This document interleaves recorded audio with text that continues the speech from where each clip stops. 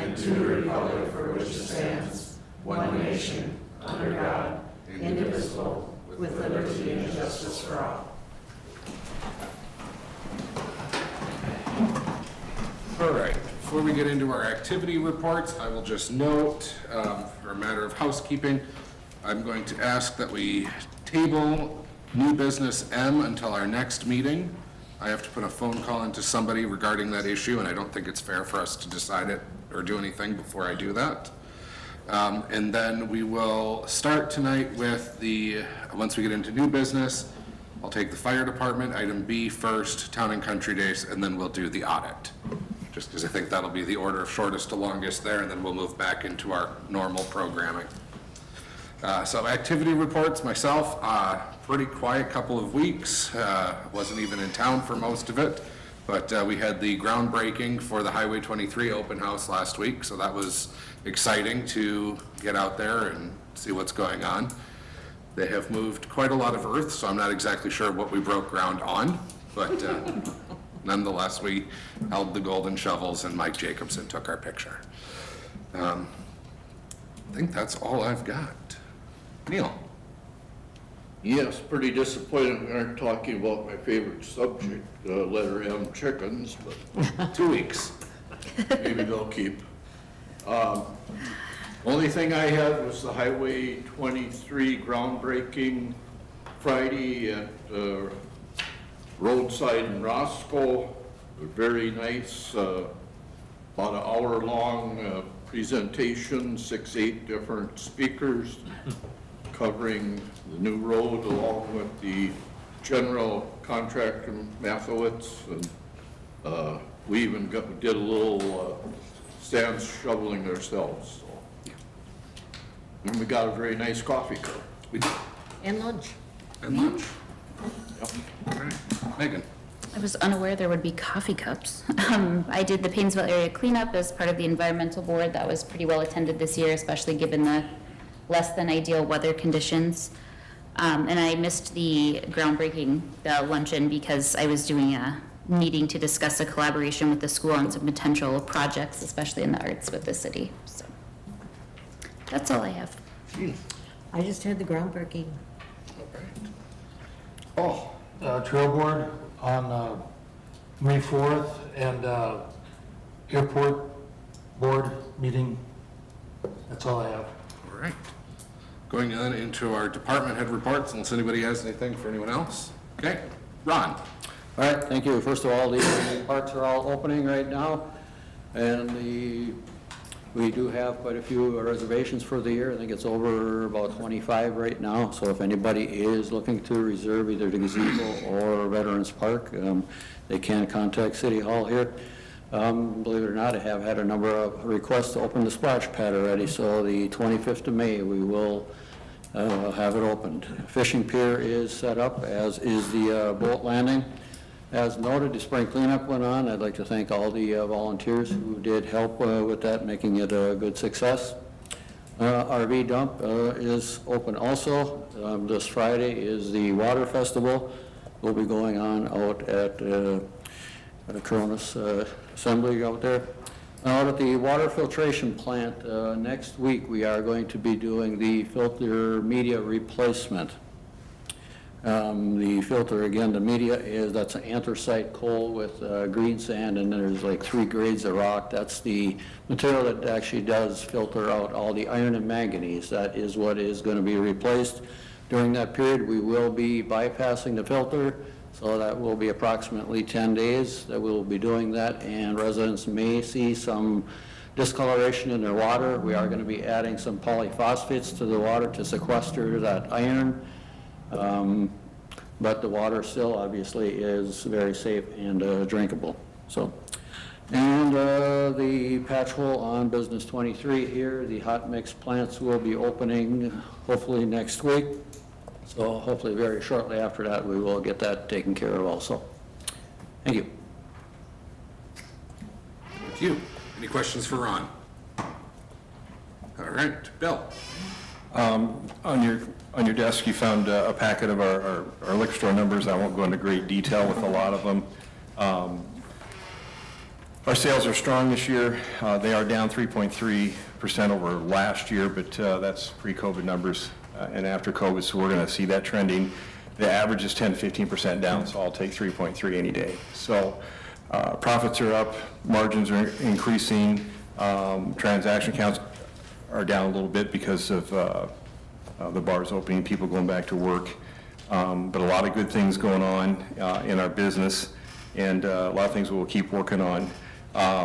In your packet, you'll see pages 8 through 10, and 8, 9, and 10. They are some information that was given to me last week when we were at Liquor Conference. It was one of the best classes that I attended. It talks about the trends. It kind of tells you where we're at this year. I really think we had a decent spring. We could have been, closer to maybe 2% down. So the weather definitely has a big part of where we are, especially with our lake friends coming back. But it kind of tells you where the trends are pre-COVID and after COVID and what the futures are going to be on page 10. So take a look at that. And we are following right along. So our store's trending just like everybody else's. So that's nice to see. A couple things we learned at conference. I have a company that's going to come out, take a look at the store, and we're going to look at what's going on in the world and see if we can do a reset. Obviously, it won't happen now before summer, but they offered to come out and do it, take a look at things, and we can yay or nay it. But I've been wanting to do this for a couple of years just to get somebody else's opinion to come in and look. So we'll be taking a look at that. Also, the big thing is, of course, the legislative stuff. We are trying, our association, the privates are trying to get a moratorium for 5 years where we take a breather from all these liquor bills that are getting pushed by. We've all come to the table on several agreements, but to get the House and the Senate to work together, we're still working on that. And, Sean and I were down at the Capitol and learned a lot that day as well. So our lobbyists are working very hard for us. PaynesvilleLiquor.com, hopefully by next week we'll be up and going. So I've been working on that for several months. A company called City Hive, one of the top web designers in the country. Again, it's around $50 a month. So pretty excited about that. And Wine Club, our last wine club for the season is May 19th at the American Legion, 7 p.m. But we are going to do a summer event, and we're still working the details on that. And that's my report. All right, thank you. Any questions for Bill? All right, Tarek. All right, I was also at the Highway 23 groundbreaking.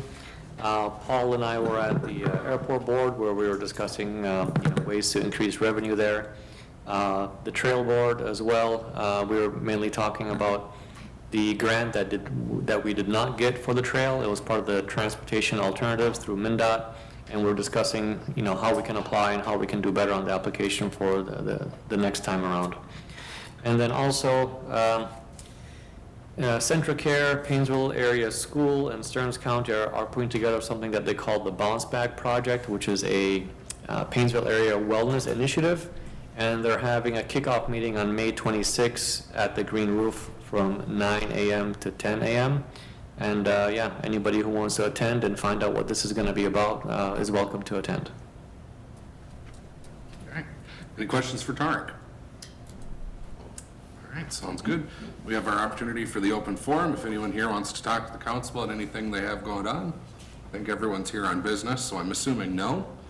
All right, we'll move on then to the adoption of the consent agenda, which includes the minutes from page 1 of our previously mailed agenda, the vouchers from the update, which totaled $216,407.45, the resignations of the liquor store clerks, along with training for the police department. Any desire to have anything pulled from that? Otherwise, is there a motion to approve the consent agenda? Also move. Motion by Hertzberg, is there a second? Second. Second by Soini, any discussion? All in favor indicate by saying aye. Aye. Aye. All opposed? None? That carries. Okay, going on then, like I said, I'll take us a little bit out of order with the fire department, the purchase of overhead doors, page 20 of our original agenda. Mike is here from the fire department to talk to us a little bit about it, but this came through budget and finance. Essentially, we discussed the doors on the fire hall are pretty old and out of date. One was replaced with the accident that occurred there a few months ago. And there's a desire to keep that building looking relatively decent by putting on some new doors. recommendation from Budget and Finance was to go with the quote from Bierman, with the expectation that the insurance proceeds from that accident will end up paying for just about all of the cost of the new doors. Anything I missed? Nope, that's everything. We're still waiting on numbers from the grass rate, how much is gonna be left over from that. Still anticipating roughly the same amounts? Yep, yep. So the recommendation from Budget and Finance is to go ahead and do the new doors on there for now. We know we have to look at what the future of that building holds, but this at least keeps it presentable. They'll match. They'll match, yep. I'll make the motion to use the remaining funds from insurance to help cover the cost of replacing all 4 doors at the fire hall with the quote from Bierman Garage Door Sales and Service in the amount of $16,458, which includes a $400 credit. I have a motion by Soini, is there a second? Second. Seconded by Hertzberg, as stated on the action sheet, to replace the garage doors at the fire hall with funds coming and as indicated therein. Any further discussion? All in favor indicate by saying aye. Aye. All opposed? None? Carries. Okay, Town and Country Days, back on page 6, and we have the chamber here to talk to us. If you wouldn't mind, we do have a microphone up there for you, right? Thanks, Mike. Have a good night. You too. Aye. I always make sure that I yell, so you don't need a microphone either. Huh? Never mind. I'm Jacob Bertram, Executive Director of the Painesville Chamber. Joined with me is Tammy Stinger, and she is the President of the Chamber. We are once again holding our Town and Country Day celebration, June 15th through the 18th. Kind of different theme as last year and the years in the past. We're asking for the use of the ambulance garage lot for our wild card pulling event, the carnival and the carnival camping area. We're also asking for permission to use the city generator for the carnival camping area. And we ask that you waive the $25 registration fee and the $250 investigation fee. If there's any questions from the council. The only questions I had were the ones that And also included the parade, street closures for the kids' night and our parade on Thursday, the 16th. Just trying to pull up my email here, Jacob, but I think the biggest concerns I had, Chief said that he's gonna have officers out there directing traffic on Lake after the parade, because that was a nightmare last year. And then Ron, we talked about maybe looking at some better crosswalk signs that we can put out. I think the other thing I mentioned in the email I sent you guys was with the city's generator, if we need it for a power outage or anything like that. Is that a valid concern, Ron, or do we really not need it? With a major power outage, we may need it, yes. So I think I would just, at least the understanding that if the power goes out, we're gonna come grab it to power a well or something like that. Sure. And I'm sure Ron knows the different alternative ways that we can maybe go around with that or having a backup plan with that too. Yeah, but otherwise, those were the concerns I had. Anybody else have anything? Looking forward to you guys doing it again. It worked out well, I think, in that area last year, and I hope it works out well again this year, so. As long as it's not too wet. That would be the opposite of what we had last year. Exactly. That's true. Too dry. Stay dry. We did get permission from Draylings to park in their Parking lot? Yeah, their lot between the two.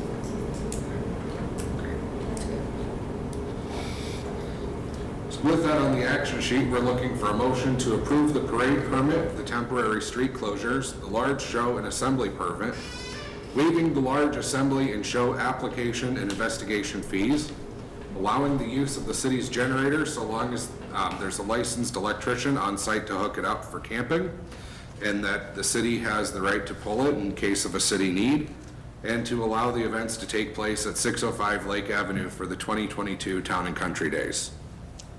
I'll make that motion. I have a motion by Soini, Reading it again. I'll second. seconded by Brick, as I recited largely as on the action sheet. Any further discussion? Yes. We normally do waive the application fees. Yeah.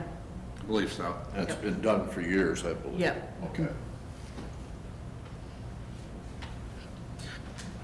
And the past, there's been a city float, and you've waived that fee. Was that, I think we've had it in writing before, that's why I'm asking. Sure, if the city is willing to work with us, we're willing to work with you too, so we can waive that fee. All right, so I have a motion, I have a second. Do I have any further discussion? All in favor indicate by saying aye. Aye. All opposed? None? That carries. Thank you. Thank you. Best wishes. Hope for good weather. Yes. Hope for good weather. Yeah. All Hope right. for the carnival to stay through their Ryan, I told you. I wasn't gonna bring it up, That's why I changed my mind. Jessica? I'm gonna take the Yarmouth Road closure here just because Jessica's here. And again, I think it's gonna take like 10 seconds. That's all. No problem. All right. So going to item H, page 45, the temporary street closing with Yarmouth Ford. Jessica, can you tell us a little bit about what's going on and what you're asking us to do? What we are looking to do is on Saturday, June 11th, we are going to have a Hot Rod and Handlebars car show. It's going to be an all-day from 7:45 a.m. is first check-in for the automobiles. The ride will leave at 1:45 p.m. We are asking to temporarily close from the car wash to the end, through the end of our driveway, for that street to be closed on Diekman Drive. And so from the north of the car wash to the end of your driveway, that's a little bit of modification, just to make sure that we're working with that business owner, I presume, right? Yes, yep. All right, so we'd be looking for a motion to approve the temporary street closing to close Diekman Drive from north of the car wash drive to the subway parking lot, or the Yarmouth Ford driveway on June 11 from 7 to 2.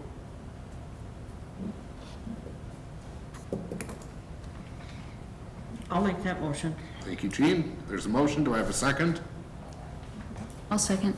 Seconded by Brick, to approve the temporary street closing for Yarmouth Ford on Diekman Drive from north of the car wash to the subway parking lot on Saturday, June 11, 2022, from 7 a.m. to 2 p.m. And I assume you're going to be working with Public Works to get everything closed off and blockaded. Yes. All right. Any further discussion on that? Okay, all in favor indicate by saying aye. Aye. All opposed? Carries. Thank you. All right, Ryan. Excellent. All right, so going on into old business A, review of the 2021 audit, page 58 of our agendas, along with the handouts that were previously provided. All right, well, since I went through this with pretty much the same group, or a lot of the same people just a little while ago, I'm going to keep it pretty high level here. So, I'm going to go over the high level results of the 2021 audit. Basically, the opinion that we gave you this year as a result of the audit was a clean opinion, and what that means is that we feel that your financial statements are accurate and properly stated. Moving on to the next page we have here, we do have some internal control related items that I need to report as part of the audit. One of those being that we did assist with some adjustments for those year-end balances that we need to set up from the cash to accrual basis of accounting. We also do have a finding here for a lack of segregation of duties, which is extremely common for cities of your size, just because of the number of staff that are available to perform those functions. And then we do have a finding here related to financial statement preparation as well, just letting the readers know that we as a third party do prepare your financial statements, and we are outside of the city, which theoretically presents some risk of maybe a missing disclosure or something along those lines. Next page, we have goes over Minnesota legal compliance up at the top there. Basically, we review your compliance with various Minnesota statutes using checklists from the state, and this year we did not have any compliance findings, so everything we looked at was in compliance. And with that, we'll get into the numbers on the following page here. This is the general fund, really big picture. Trend analysis here, you can see your operations from 2020 are roughly comparable to 2021. And when we look at this in comparison to the budget, you can see that your revenues were over the budget by about $239,000, and expenditures were very close to budget, coming in under by about $32,000. So you budgeted for a decrease in your fund balance here of about $63,000. Your actual change in fund balance was an increase of about $71,000. Ryan, just to confirm, a lot of that was the ARPA funds and things like that that we. Correct. Yep, the biggest deviation from budget there, which was on the revenue side, was related to those ARPA dollars coming through that weren't in the budget. Thank you. Exactly. Yep. Okay, with that, we'll move on to your other funds here. We have your debt service fund and your capital projects fund. Debt service fund, you're taking in your revenues from property taxes and assessments here and making your payments for debt, principal, and interest. You had an overall increase in fund balance here of about $18,000. Capital projects fund, various projects and purchases and improvements from throughout the year. Overall fund balance here increased by $124,000. Now we'll get into your proprietary funds. Your water fund here, looking mostly at operations in the graph here. You can see changes from 2020 to 2021, increases in both revenues and expenses. Last year, your operating income totaled about $151,000, but with some increases in repairs and maintenance expenses. You had operating income this year of about $87,000.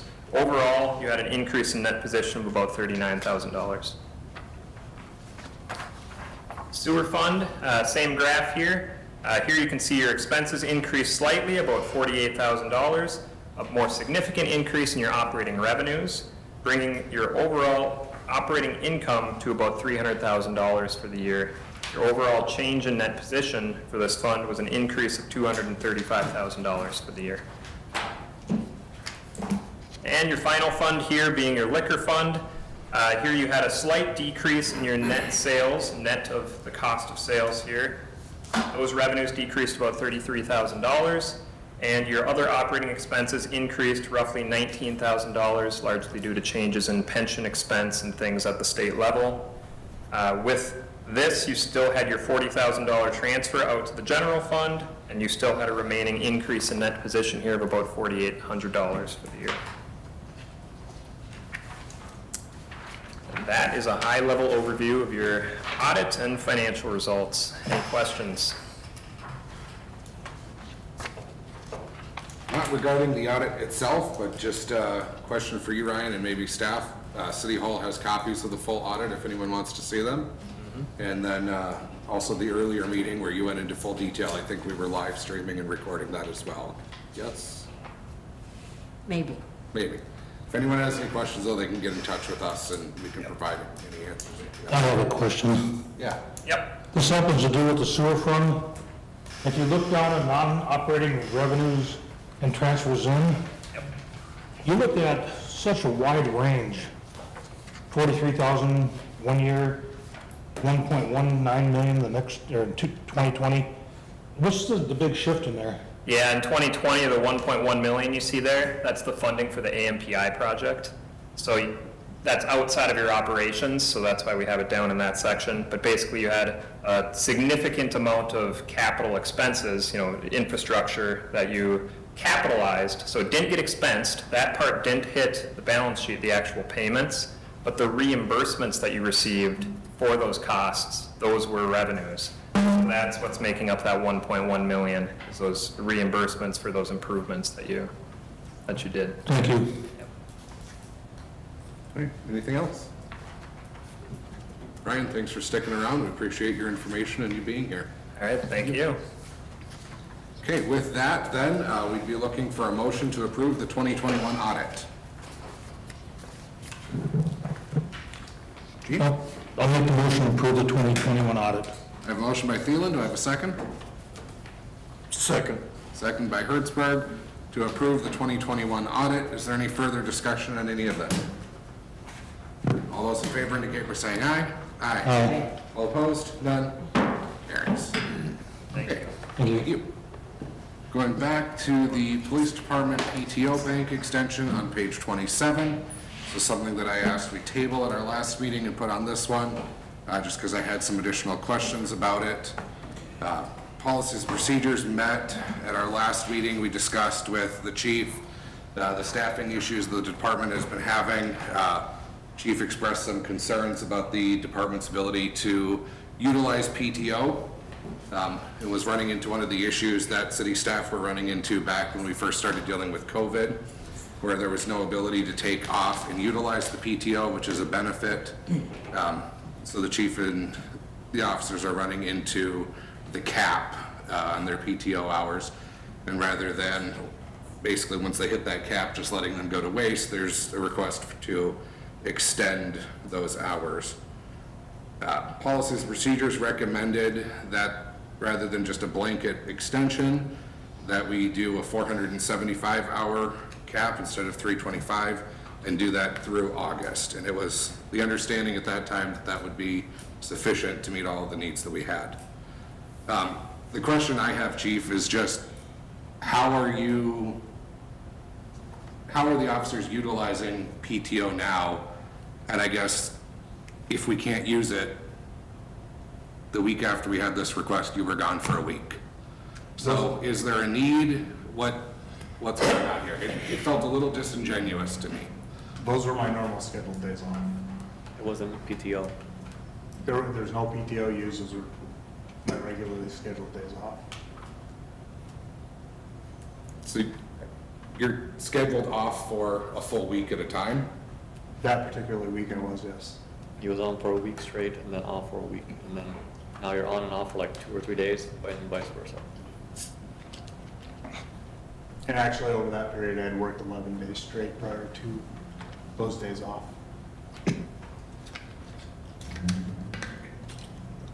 I raised it as a question because that wasn't communicated to us at the meeting. And it felt, like I said, it felt a little disingenuous when I saw that you were out. The recommendation from policies and procedures is to extend the increase.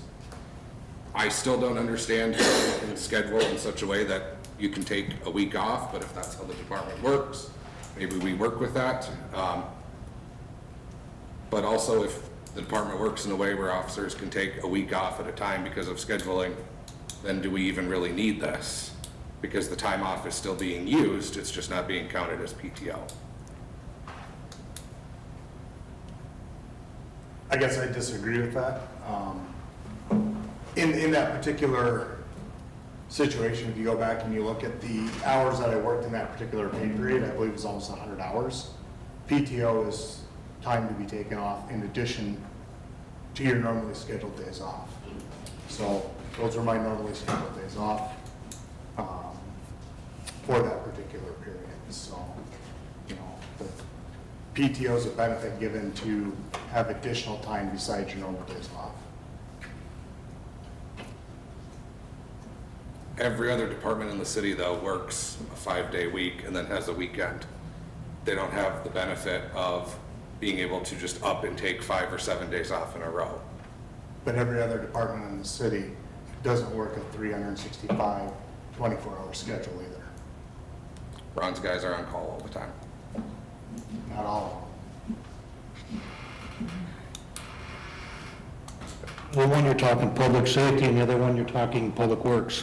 I get it, it's two very different things. I wish I had had a better understanding going into that policies and procedures meeting. I agree. So,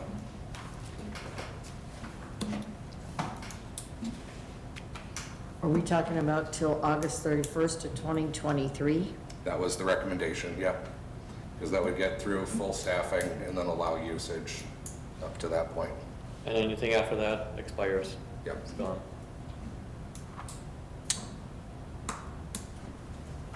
I guess my own feeling, we kind of did set a precedent when we okayed this for administration.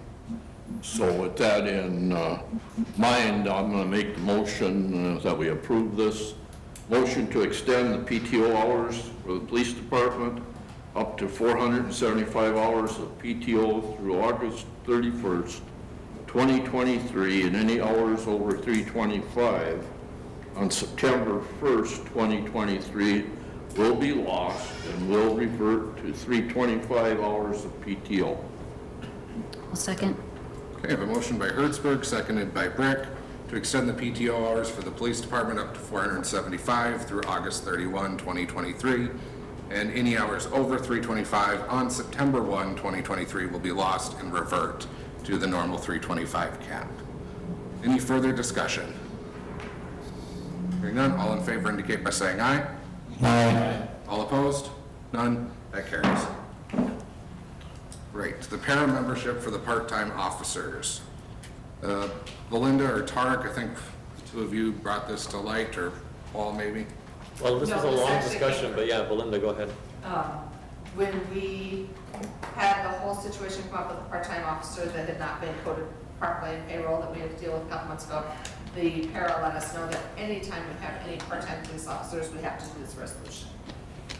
So it's just housekeeping, we have to approve the resolution that they are indeed working as police officers, and that is their main job, and we have to send that in para.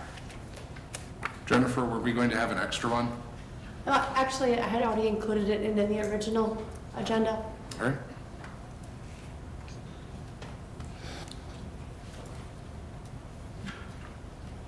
So then with that, we have resolutions 2022, 17, 18, 19, 20, and 21.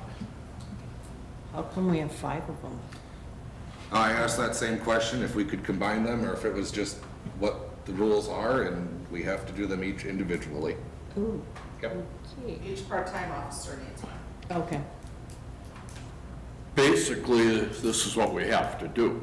yeah. This is Yeah. what para is telling us. Because police get paid a different para rate than coordinated employees, therefore they need the resolution stating that they are indeed doing police work. And this is like any other employee pays a percentage and the city pays a percentage. It's just a different percentage for police than Right. it is for coordinated. So we don't need that for like the part-time public works employees, because they're not paid that higher percentage. Nor do we need it for full-time police officers, Okay, only part-time. all right. Thank you, Para. As I was gonna say, that's para. Yep.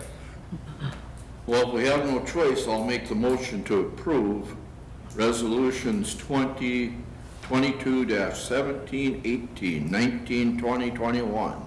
PERA membership for part-time police officers. All right, we have a motion by Hertzberg. Is there a second? Second. Second by Soini to approve resolutions 2022, 17, 18, 19, 20, and 21, para membership for part-time officers. Any further discussion? All in favor indicate by saying aye. Aye. All opposed? None? That carries. Right, the Capital Projects Fund for Public Libraries on page 34. Yep. Yeah, I was approached by the Great River Regional Library, which is the manager or operator of our library here in town. The state of Minnesota has a capital fund in the amount of $180 million that they received. $70 million of this fund has already been allocated to broadband. So what the regional library is proposing is that the state of Minnesota take the remaining $110 million and allocates a portion of this for libraries across the state. They're asking us for a letter of support to be signed by you. Let's hope we get some money. It would be nice to get some Yeah. money. It would offset some things. I'll make the motion to approve the letter of support to Governor Walz for Capital Projects Fund for public libraries and authorize the mayor to sign the letter. We have a motion by Soini. Do I have a second? I'll second. Seconded by Brick, authorizing the approval of letter of support to Governor Walz for Capital Projects Fund for public libraries, and authorizing the mayor to sign. Any further discussion? All in favor indicate by saying aye. Aye. All opposed? None? Carries. All right, the 2022 Trail Crack Sealing Project. Ron? Okay, thank you. One of the items taken up at the trail board meeting was the crack sealing. And the agreement, obviously, for maintenance and repair is 50/50 with the township. We did go around with one of the township board members and inspect it. And it definitely needs a crack sealing at this time, just to protect the integrity of it and get as much longevity out of the trail as we can. We do have 2 different quotes here, one from Midwest and the other from Sheffield and Painesville Township, where Painesville Township actually purchased the materials themselves. The first one was 71, and the one from Sheffers in Painesville Township at $3,792. 50%, obviously, that would leave the city with $1,896. It was discussed at the meeting, and it was recommended to approve it. I believe there's a figure that would need to maybe discuss this. Is that, my understanding, Mike Jensen ordered the material? for the township portion of their roads, not. Not, okay. Okay, thanks for clearing that up. So is the township expecting us to reimburse them 50% of the cost of the material for this then too? No. No, not that. Okay, Oh, that's a good deal, Tim. yes, all right. Then we'd be looking for approval for the crack sealing quote, recommendation from Schreffler and the township. I'll make the motion to approve crack sealing quote from Schreffler and Painesville Township in the amount of $37.92, and we pay half of that, Mayor. I have a motion by Hertzberg, is there a second? Second. Second by Soini to approve the crack sealing quote from Schreffler and Painesville Township in the amount of $3,792, with the city paying 50% of that and the other half coming from the township. Any further discussion? Okay, all in favor indicate by saying aye. Aye. All opposed? None? That carries. Right, election, providing early voting to Stearns County residents. Tarek, do you want to tell us a little bit about this? I don't have all the information on this.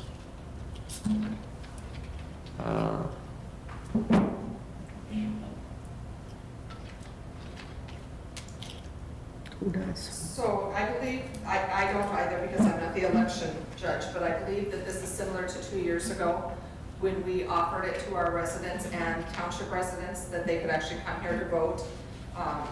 Kristen runs that, she would keep the locked ballots here at the office. The county would pick them up, I believe it was weekly, maybe they picked them up. And then we have to be open 2 Saturdays, I believe maybe one before the primary and one before the general, if memory serves me correctly. Kristen, are you back there? Can you just come out and confirm all of this? I think you're right, Belinda, but And I believe Kristen, last time did not get overtime, she and Stephanie stayed, but they rearranged their hours. Am I doing okay on this? Well, so this specific agreement is for early voting for city residents at Painesville City Hall the week before. So basically, it's absentee voting here instead of them going to Wake Park to the county building there. 2 years ago for the 2020 election, it was just for city residents. We only had city resident ballots, so only city residents who would go to the Green Roof Area Center to vote on election day could vote here that week before. But so it is, the Tuesday before election, it was when it would start. I know for the presidential primary and the primary in 2020, we only had like one person each time come in to vote early, but it was very popular in the November election. And so it was, but yeah, it's not like bringing in the ballots that from absentee. We did agree to do that during 2020 because of the number of absentee ballots that Stearns County was getting in. We were kind of a middle person in that, and I kind of expect they'll ask us to do the same thing again. But this is not that. This is actually them coming here. Last time we set them up in the conference room, or while Tarek wasn't here, we actually set them up in the administrator office as well. They sat down with their ballot, they filled it out, they put it in the ballot counter themselves. And so that was the full week before, including the Saturday. We had open hours for some time then. It's not a full day, I want to say it's like 5 hours maybe we were open. And then we were open till 5 on the Monday before. Then all of the election equipment gets packed up, goes to the area center on the Tuesday for actual election day. And so, yeah, so we hold on to all the ballots at that time because they've already been processed, they're already counted. They're locked up in the ballot counter until Stearns County comes to pick them up that Tuesday morning. all right. Is it just for city residents then? It is, so at least that's how it was last in 2020. Yeah. I think the agreement doesn't specify that, but that's how it was last time, that it was just for city residents.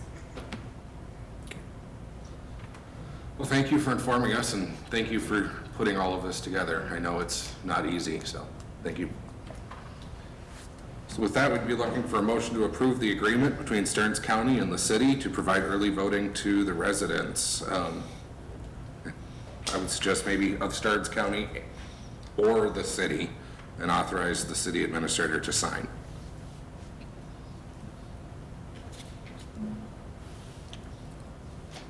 So the township has to do their own, or they have to go to St. Cloud? I think that's why in the motion on the action sheet, we should say Stearns County or city residents. Or just city residents. Yeah, or just city residents. Residents of Until we get Painesville, that city of clarity. Painesville. If I can interject, the only problem is the title of the agreement that you're signing is early voting to the residents of Stearns County. Okay, so then we just leave it as is, and we know that it's probably just going to be for city residents. I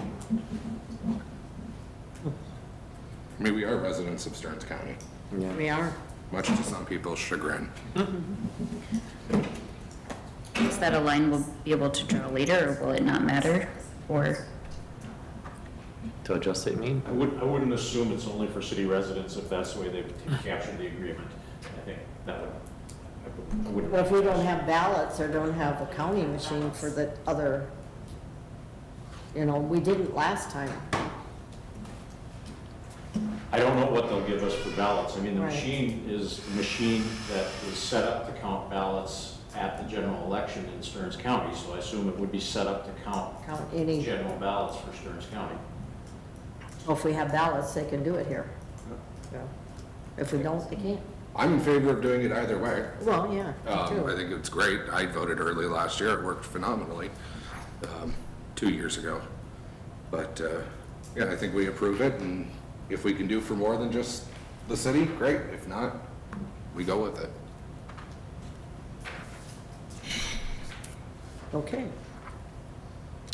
I'll make the motion to approve the agreement between Stearns County and the city of Painesville for providing early voting to the residents of Stearns County and authorize the city administrator to sign the agreement. I have a motion by Soini. Is there a second?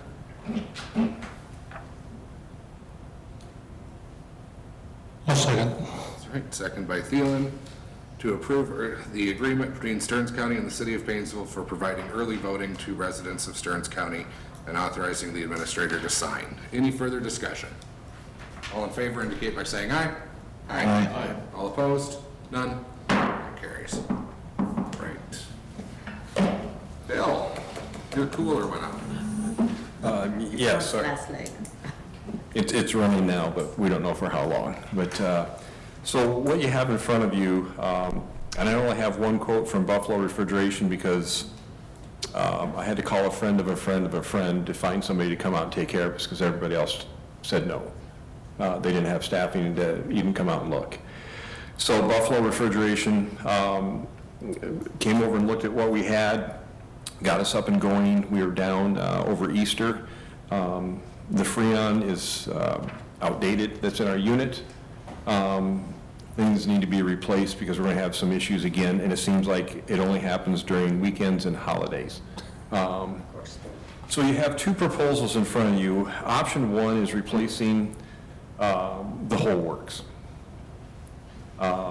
If you take the 14,467 and the condensing unit on top of the roof and the evaporator coils inside the cooler, you add the material of 1,800, Freon of 600, the crane's going to be between 500 and 700, electrical is going to be 500. I figure 10 hours of work, you're looking at about $20,000. Option two is to use our existing condensing unit up top, change the compressor inside that with the new fluid, with the new Freon, turn the unit, because what the original installers years ago did was face it the wrong direction, so every time the wind blows hard, it's blown against that fan. So this would straighten that out. And put the two new evaporator coils in the cooler. Material, Freon, you wouldn't have the crane. Labor, I kept it 10 hours just because who knows what he's going to run into. You're looking at about $13,000. Now, all of these quotes that we have are time and material, so he could run into some other issues as we go. But June 2nd, the prices go up. He guaranteed these prices till June 2nd. That's how fast things are going. We're probably looking at a month lag time to get the product. So my goal would be have this up and going before July 4th, because every July 4th, we pay $800 to $1,000 to get somebody to come out and fix it. Every July 4th. So, and the people that used to take care of us are no longer, they passed off all commercial, so.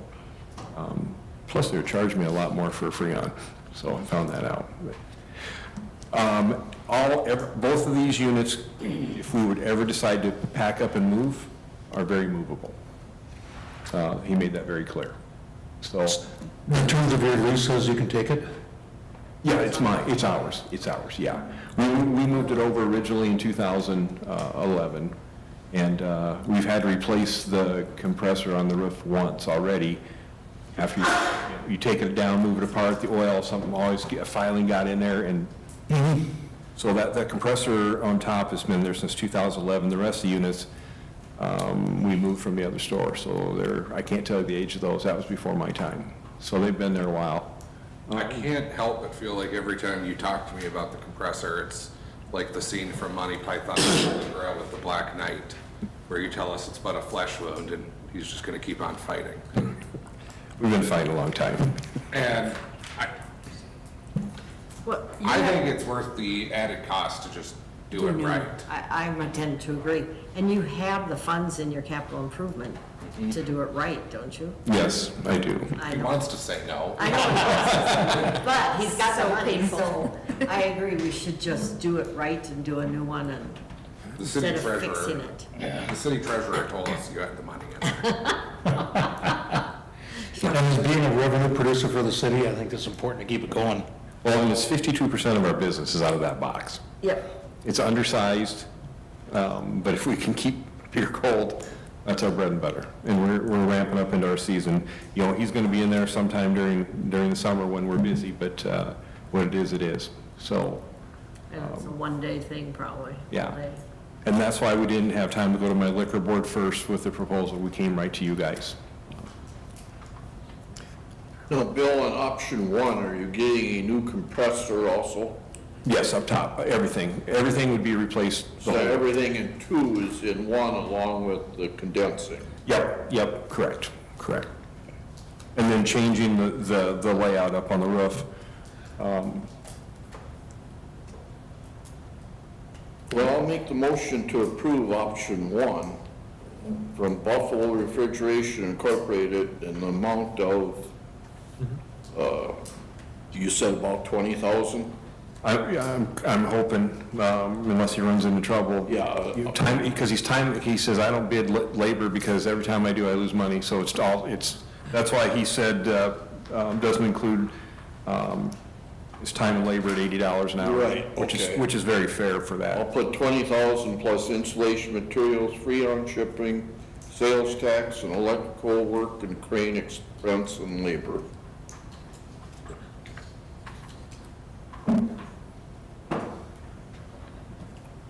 Bill, would it be more accurate to say the 14,467 plus all of the other expenses? Yeah. Okay. I was Okay, gonna so- say, otherwise it would be Yep, okay. 25 or 30. Because those will all be very. Whatever it is, I guess. I mean, it's, the dollar amount is immaterial at this point. So I have a motion by Hertzberg to approve option number one from Buffalo Refrigeration in the amount of $14,467 plus installation materials, free on shipping, sales tax, electrical work, crane expense, and labor. Is there a second? Second? Second by Soini. Any further discussion on that? Hearing none, all in favor indicate by saying aye. Aye. Aye. All opposed? None. Carries. Thank you. You. Increase part-time employees' rate of pay. Bill, Ron, Tarek, who wants to talk to us? I'll start us off and I'll let everybody else who wants to add in can add in, especially Bill. Well, first of all, I was, questioning and why we still have a separate wage scale for seasonal part-timers versus regular part-timers. And the issue came about because Bill was looking to hire some seasonal, and the rate of pay is really low. I mean, if you want to give out numbers, Bill, I'll let you give out the numbers, but we will find a hard time recruiting at that level.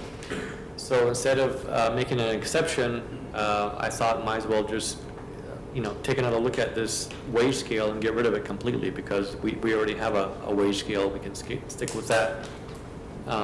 It'll be less of an administrative headache. It will have everybody on a better scale footing, and then also Since you know the details more, you have one employee, and I'll let you explain the details, who hasn't received any pay raise for X number of years because of a special situation that was happening there. Yeah, because they were maxed out according to the scale. And he'd been 32 hours, went down to 7. He's been with me since I started. And he's worth that $18.73 an hour.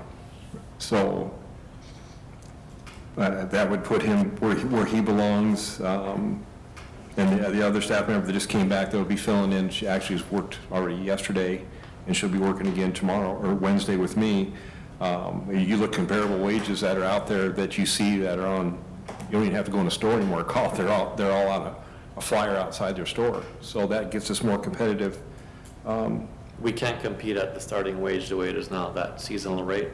Yeah. It's very, very tough. And this is one of the things we talked about at a conference a week ago. Everybody's looking at where we're at. Everybody is. And to keep staff.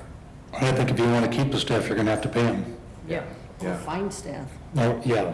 And if we get rid of this wage scale, it's not going to only affect the liquor store, it'll also affect Public Works. Right. And Belinda and I were just talking earlier, it's going to cost about $3,000 for this move right here, especially if I have a possibility of another gentleman coming to work for us. We've been shorthanded enough, it always washes. I always budget over, and we never have been over budget on labor. So, got to have people to keep the doors open. And it always gets tough this time of the year for some reason, but last couple of years. I'm good with this. I think it's probably overdue. My only hesitation and concern is a few weeks ago, we talked about the fire department and increasing officer pay there, and we made that effective January 1 of next year so that it could be budgeted. This isn't budgeted. So I think if we're going to do this, and maybe we have to, but then we should probably put the fire department officers on our next discussion as well. Since I think an argument can and should be made that if this isn't budgeted, this should either wait until January 1, or if we're going to do this now, then we should pull in the fire department that we put off. No, that's fair. And, Your Honor, the only difference between the fire department and myself is I still have to make those budget numbers at the end of the year, so then we can adjust the hours as we need to see fit as we're going through the year as well, for now. Well, the fire department numbers weren't that much, actually. No, they weren't. So, I mean, that's the argument for the fire department, is that what they're And it was asking just for the wasn't that much. officers.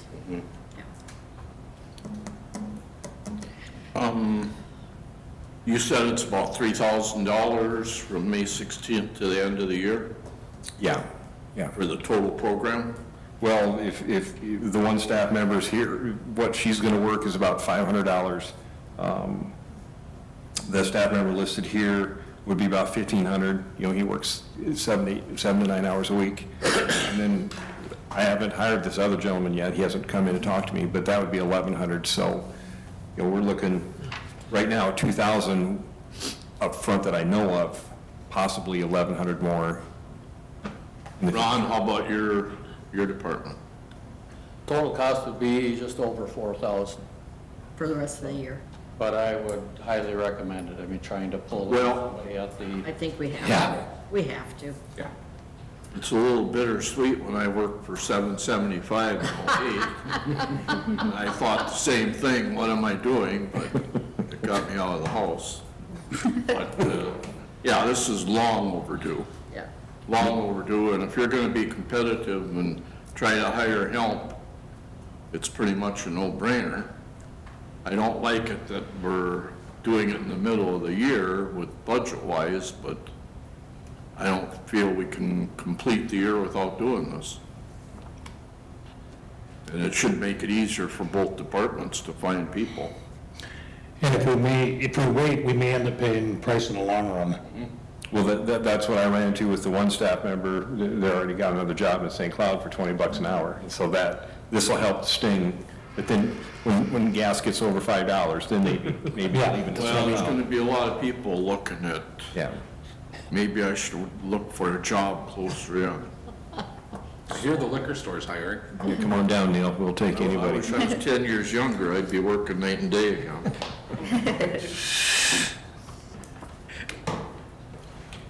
I'll make the motion to move the city's full-time wage scale and increase Shaylin Deslam to grade 1, step 2. I think that should be remove. Why? Motion to remove. No, it's. Oh, no, never mind. You're right. Yeah. I'm shutting up. Okay.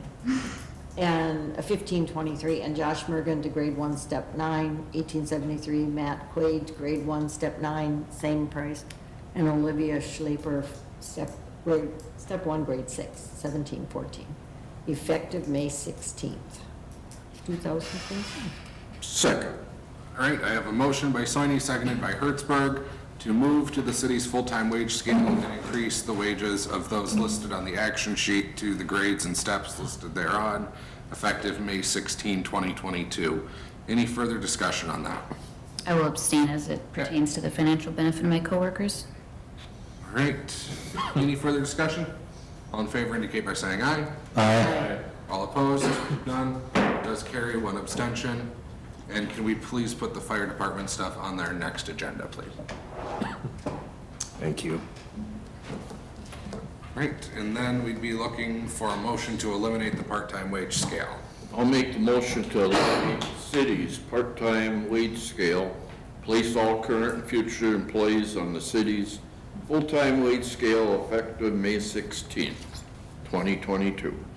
We have a motion by Hertzberg, is there a second? Second. Second by Thielen, to eliminate the part-time wage scale and place all current and future employees on the full-time scale effective May 16. Any further discussion?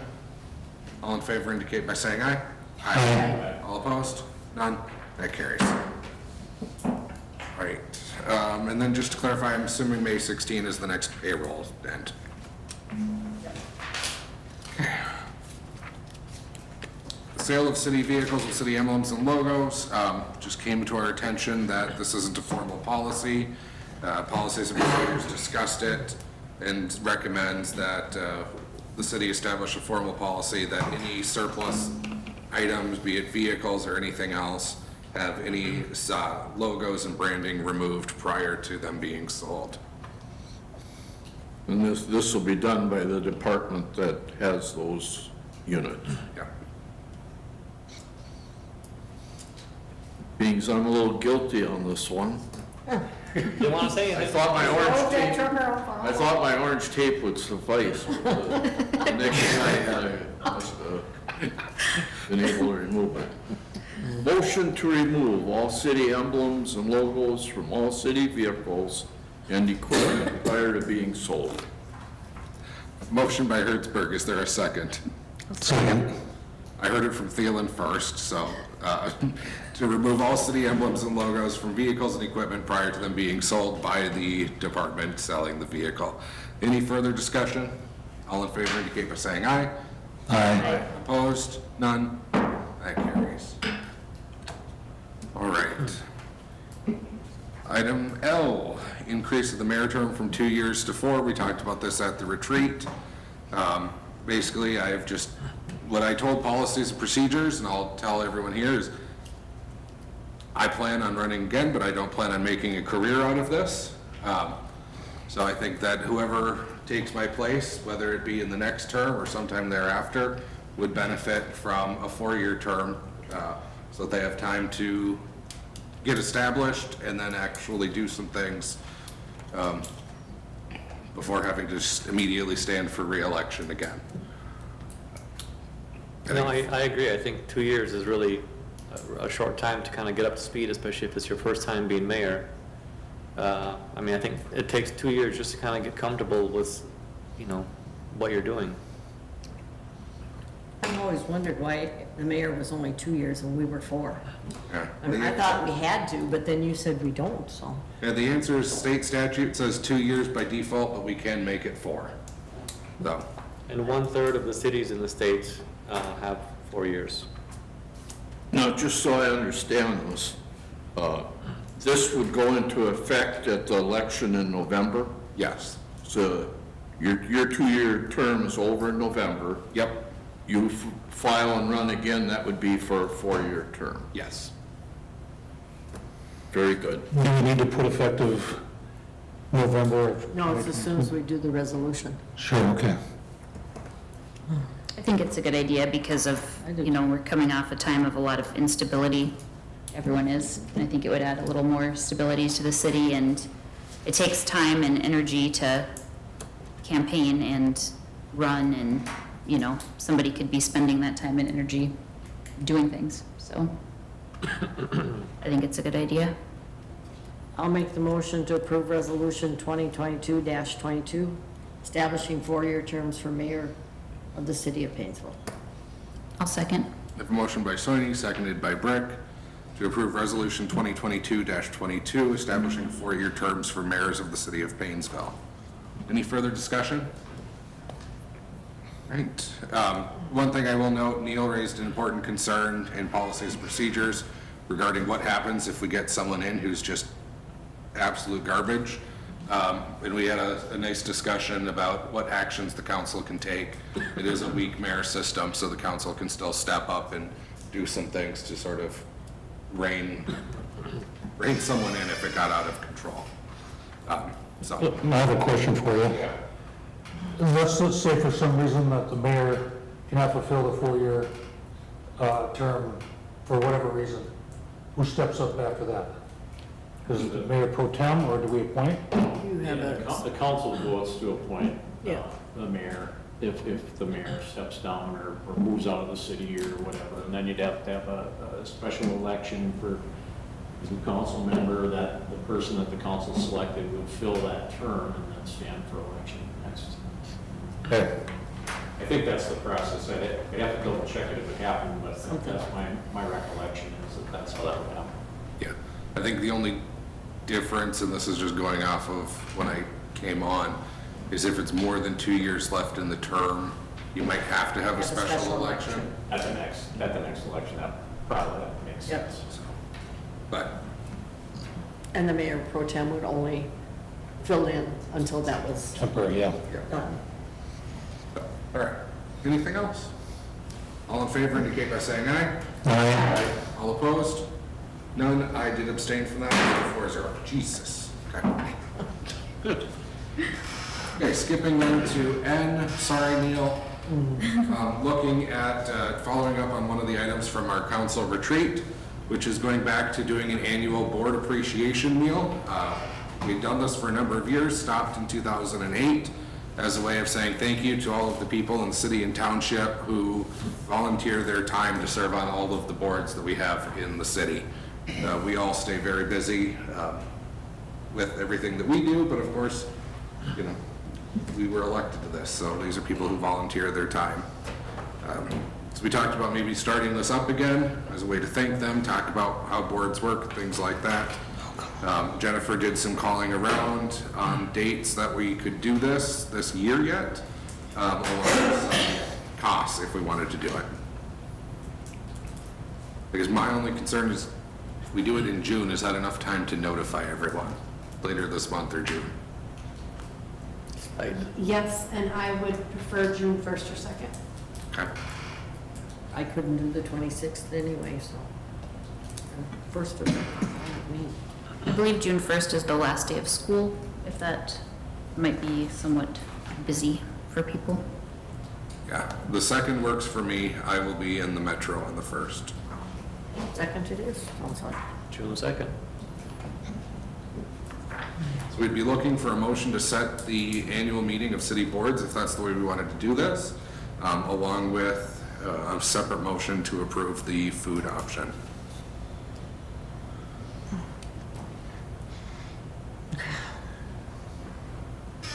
I think the soup, salad, and sandwich sounds better than the taco bar.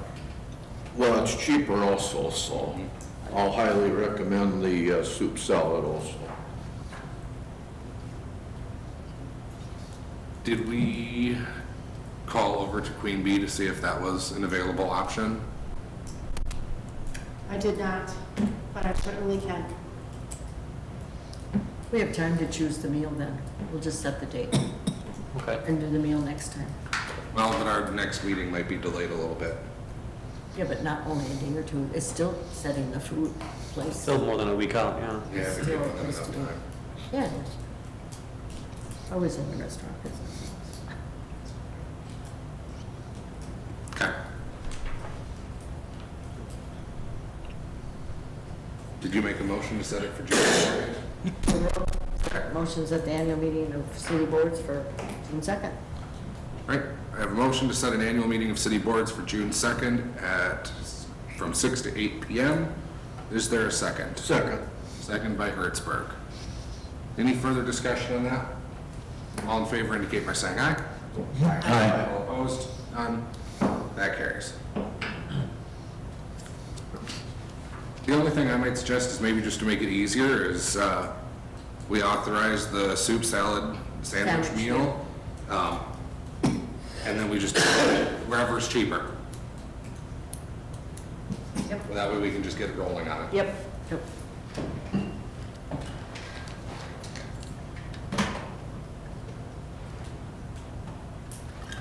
So then we'd be looking for a motion to approve a soup, salad, and sandwich meal at a cost of $9.99 or less per plate, with the location to be determined whichever costs less and has the cheapest room reservation rate. I'll make that motion. Motion by Soini. Second. Second by Hertzberg. Any further discussion on that? None? All in favor indicate by saying aye. Aye. All opposed? None? That carries. Right. Since we're here, any changes to the proposed agenda that we should talk about? I would just suggest that you just call it the annual meeting of city boards rather than appreciation dinner. I mean, I just brought it up with the auditor, whether that was a concern. And he's like, well, if it's really a business meeting, then it's a business meeting. I think if you call it an appreciation dinner, it makes it kind of questionable, I think. When you're really doing business, you're talking to the boards are telling you and trying to do some business, talk about what they've done and talk about what they see going on in the future. I think it's a legitimate business meeting and, but I just would be, the wording of it, I would just change what the title, if nothing else. I think, didn't we run into that issue with the employee? Yeah. And I mean, but this, I guess, he was satisfied that this is a different kind of thing. Not to worry about it, but I just think, language is important sometimes, so I would just call it what it is. Not an appreciation thing, because you're doing more than appreciating them. You're conducting some discussions that are important to where you've been and where you're going. All right. I think that's a good feedback, and if anyone else has anything, get in touch with Jennifer in the near future. We also talked about setting another working session to talk about some things like what would be included in a council orientation packet. And we discussed doing that in early June. Jennifer's got some dates on here that might work for us, the 6th, the 9th, or the 29th. We don't want to do the 29th. We don't. Fox 9's coming to town, watch videotape Pirates game and do other stuff in town that day. Well, I'm good either the 6th or the 9th. I usually work Thursday evenings, so the 6th is better for me, 6th is better. but Same here. Okay. That's fine. Someone want to make a motion for the 6th? I'll move to set the special city council working session for Monday, June 6th at 6 p.m. Okay, I have a motion by Brick to set a special city council working session for Monday, June 6th at 6 p.m. Is there a second? Second. I heard it from Gene first, thank you. Any further discussion? All in favor indicate by saying aye. Aye. All opposed? Done. That carries. On to our update packet here. Jennifer received notice earlier today of the Stearns County Municipal League meeting. The date of that meeting conflicts with our next city council meeting on May 23rd. This is something that we usually do a couple of times a year. We haven't been able to because of COVID. So I thought it was important for us to discuss potentially rescheduling our city council meeting so that at least a few of us can go to the Municipal League meeting in Freeport. It's good to be with other, and the county commissioners are there, and usually Janelle Kendall's there, And since this is a redistricting year, I did confirm it's going to be Jeff Mergen going forward if he's reelected. Good. and our county commissioner. Yep. So it'd be a nice opportunity to get to know him a little bit better and meet some of the other folks there with whom we do business on a regular basis. Well, he's related to Ron, so you can go Related. cousin, correct? Oh, so that's what Ron's gonna be doing post-retirement, is running against Jeff. Different district. Different district now. I can't do the 26th. Not anymore. Not a new one, huh? Oh, okay. Yeah. He didn't tell you that? No, he didn't. Yeah, he's our district now. Well. So if there's a desire to reschedule the council meeting, Jennifer's got some proposed dates on there, Wednesday and Thursday of that week. I'm good with either one. I have a historical society board meeting the 26th. Okay, 25th works best for Jean. It'd probably work better for me too. Okay, Unless we don't want to move them. yeah, unless we don't want to move it, which is always an option as well. No, I think there's people that are gonna wanna go to Stearns League, so. Especially those who've never been. I mean, it's kind of fun, you usually get a fair meal and, And they feed us supper. Well, I'll make the motion to set the special city council meeting for Wednesday, May 25th, 2022 at 6 PM with the zoning ordinance chapter 36 public hearing to be held at 6:30. A second. I have a motion by Hertzberg, seconded by Brick, to reschedule and set a special city council meeting for Wednesday, May 25th, 2022 at 6 PM with the zoning ordinance chapter 36 public hearing to be held at 6:30. Any further discussion on that? All those in favor indicate by saying aye. Aye. All opposed? None? That carries. Okay. Then, on to old business, item B, the sewer rate review, page 59. And Ron or Chuck? Okay, we have a letter enclosed in here from Bolton and Mink that to do a wastewater rate analysis in the amount of $5,000. This was part of the settlement with AMPI, that we may do one. I don't think it said that we were obligated to do it. This did not go to any committee, so I guess there is no recommendation. So it is obviously up to the council at this point.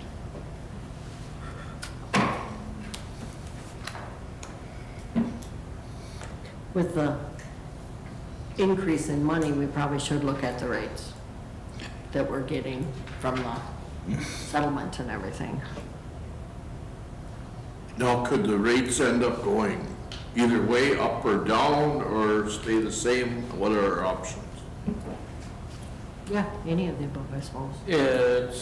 They could go up or down. I would have to say, with inflation the way it's going, they're likely not going to be going down. But on the flip side, if you look at it, our flow rates are up, so the amount we're billing is also up quite a bit.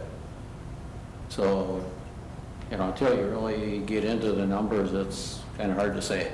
But the study compares us with other cities, or? No. No? It just takes our expenses, correct me if I'm wrong, Chuck. Okay. Our revenue versus expenses, and where should we be? And then we can decide if we want to change it or not. Yep, correct. Yes. If it's, So a recommendation will be made from the study? Yes. Yeah, absolutely. Okay. Well, I think we kind of did a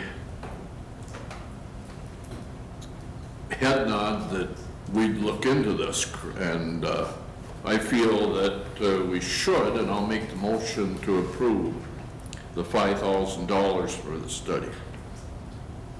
We have a motion by Hertzberg to approve the $5,000 for the sewer rate study. Is there a second? I'll second it. Seconded by Soini. Any further discussion on that?